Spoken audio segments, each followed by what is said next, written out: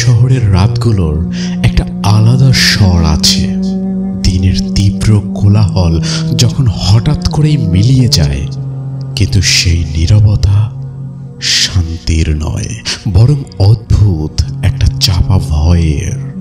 আমি বহুবার টের পেয়েছি রাত 12টার পর থেকেই ঢাকার কিছু কিছু জায়গা যেন অন্য এক জগতে ঢুকে যায়।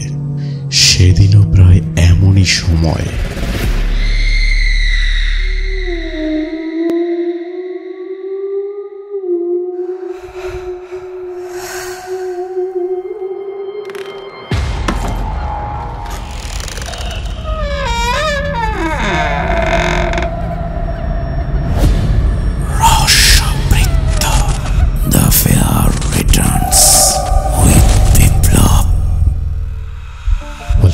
রহস্যবৃত্তের 30তম এপিসোডে বরাবরের মতো সাথে আছি আমি বিপ্লব।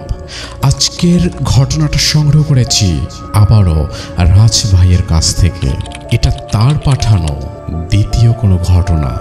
সম্মানিত শ্রোতা, আমাদের আয়োজন পরিবেশন ভালো লাগলে সাবস্ক্রাইব, লাইক, কমেন্ট, শেয়ার সব কিছু করে দেবেন।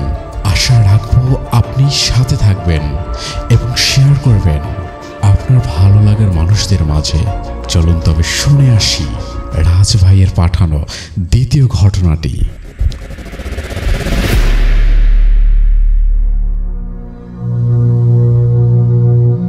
কাজ শেষে কলাবাগান দিয়ে হেঁটে যাচ্ছি পান্থপথের দিকে।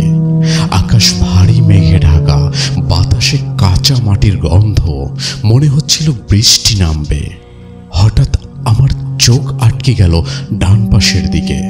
অন্ধকারে ডুবে থাকা বিশাল একটা জায়গা, যেখানে উঁচু উঁচু গাছ আর অসংখ্য পুরনো কবর ছড়িয়ে আছে। এটা সেই বিখ্যাত কবরস্থান পান্থপথ কলাবাগানের। ছোটবেলা থেকেই শুনেছি এই কবরস্থান নিয়ে ভয়ের অনেক গল্প, অনেক লোককথা। রাতে নাকি এখানে অদ্ভুত কান্নার শব্দ শোনা যায়, কখনো বা দেখা যায় আলো। আমি থমকে দাঁড়িয়ে গেলাম। মাথার ভেতর কৌতূহল কাজ করছিল, আবার বুকের ভেতর একটা চাপা ভয়ও। ভাবলাম এতদিন শুনেই তো গেলাম, আজ না হয় একটু ভেতরে ঢুকে দেখি না। চারপাশ নিস্তব্ধ, কেবল দূরে কুকুরের হালকা হালকা ডাকে মনে হলো কেউ যেন হুঁশিয়ারি করে দিচ্ছে, ভেতরে যেও না। কিন্তু আমার পা যেন অজান্তে এগিয়ে যাচ্ছিল। কবরস্থানের ভেতরে ঢুকতেই ঠান্ডা হাওয়া আমার পুরো শরীর কাঁপিয়ে দিল। চারপাশে অস্পষ্ট আলো, পুরনো কবরগুলো ভাঙাচোরা, কোথাও লতা পাতা ঢেকে দিয়েছে লেখাগুলো। সবচেয়ে আশ্চর্যের ব্যাপার, একটা জায়গায় দাঁড়াতেই মনে হলো চারদিকের শব্দ হারিয়ে গেছে। শহরের গাড়ির আওয়াজ, মানুষের ডাক, কিছুই আর কানে আসছে না। আর তখনই কোথা থেকে যেন চাপা কান্নার শব্দ ভেসে এলো আমার কানে। এতটা করুণ আর অসহায় সেই কান্না যে আমার বুকের ভেতরটা কেঁপে উঠল। আমি এক পাও নাড়াতে পারছিলাম না। কান্নার শব্দটা যেন হাওয়ায় ভেসে ভেসে আমাকে ঘিরে ধরছিল। আমি ভয়ে চোখ বন্ধ করে ফেললাম, কিন্তু কানে তখনও স্পষ্ট ভেসে আসছিল সেই করুণ সুর। কিছুক্ষণ পর যখন চোখ খুললাম, দেখলাম সামনে সাদা শাড়ি পরা একটা ছায়ামূর্তি। সে ধীরে ধীরে আমার দিকে এগিয়ে আসছে। তার মুখটা দেখতে পারছিলাম না, লম্বা চুলগুলো মুখের উপর ছড়িয়েছিল। আমি ভয়ে জমে গেলাম, মনে হলো যেন বরফ হয়ে গেছি। নড়াচড়া করার মতো কোনো শক্তি ছিল না।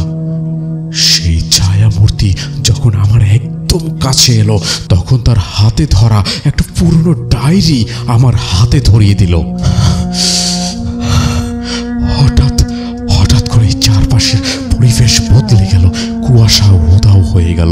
কুকুরের ডাক আবার কানে আসতে লাগলো। আমি অবাক হয়ে দেখলাম সেই ছায়ামূর্তিটা আর নেই।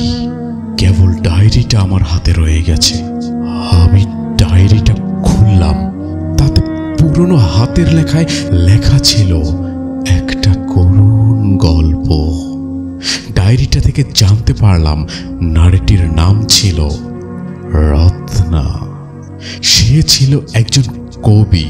ভালোবাসার মানুষ তাকে ছেড়ে চলে যায়, আর সেই দুঃখে সে এখানেই শেষ নিঃশ্বাস ত্যাগ করে। রত্নার ডায়েরিতে লেখা শেষ লাইনে যে অনুরোধ করেছিল সেটা ছিল, আমার গল্পটা সবার কাছে পৌঁছে দিও, তবেই আমি শান্তি পাব। আমি ডায়েরিটা বুকে জড়িয়ে ধরলাম। আমি বুঝতে পারলাম রত্না কেন আমার কাছে এসেছিল। সে আমার সাহায্য চেয়েছিল। সেই রাতে আমি আর কবরস্থানের ভেতরে না থেকে সোজা বাসায় চলে গেলাম।